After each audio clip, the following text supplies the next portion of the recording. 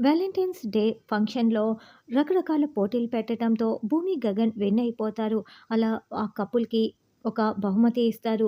ఆ బహుమతి అందుకొని గగన్, భూమి ఇద్దరు ఒకరిని ఒకరు చాలా ప్రేమగా చూసుకుంటూ ఉంటారు. తర్వాత గగన్ భూమిని 2 చేతులతో ఎత్తుకొని మేము విన్ అయిపోయామని ఆ బహుమతిని చూపిస్తూ చాలా సంతోషంగా సెలబ్రేషన్స్ చేసుకుంటూ ఉంటారు. తర్వాత బిందు, గగన్ ఒక చోట మాట్లాడుకుంటూ ఉంటారు.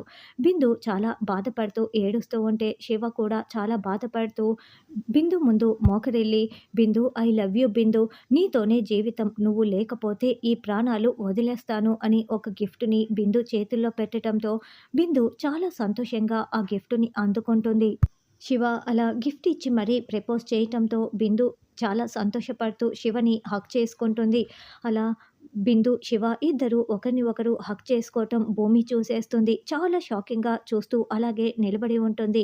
ఇంటికి వచ్చిన తర్వాత భూమి శివ చెంప పగలగొట్టి, "ఏంటి బిందుని హగ్ చేసుకోవటం ఏంటి?" అని నిలదీస్తూ ఉంటుంది.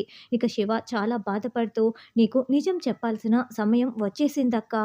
నేను ప్రేమించింది పూరిని కాదు.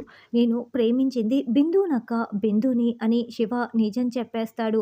శివ అలా ఏడుస్తూ నిజం చెప్పేయటంతో భూమి చాలా షాకింగ్‌గా వింటూ, "రేయ్! ఏం మాట్లాడుతున్నావురా?" అని నిలదీస్తూ ఉంటుంది. "అవునక్క, నేను నిజమే చెప్తున్నాను. నేను పూరిని ఆ ఉద్దేశంతో చూడలేదు. పూరిని అసలు ప్రేమించనే లేదక్క.